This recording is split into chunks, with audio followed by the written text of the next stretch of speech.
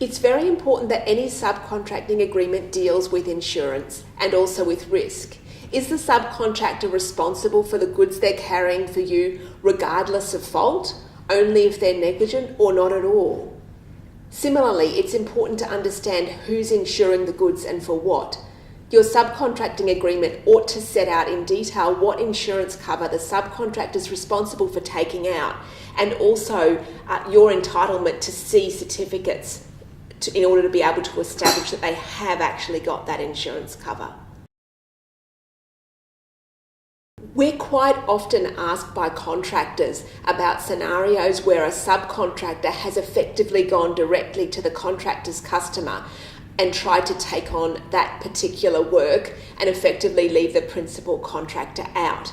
It's really important that in any medium or long-term contracting agreement that there are provisions that prevent the subcontractor from doing that, and also from, for example, attempting to poach the principal contractor's staff. One of the issues that transport providers often don't think about in a subcontracting context is state legislation that deals with owner-drivers. There's actually legislation in New South Wales, in Victoria and Western Australia that specifically regulates owner-drivers and the contracts that you enter into with them in those jurisdictions.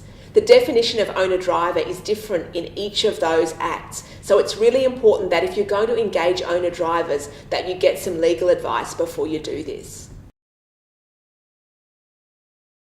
You're more than welcome to contact us, and we can give you a list of issues that you ought to think about when you're entering into subcontracting agreements. We can also help you draw up these agreements and to put them into place.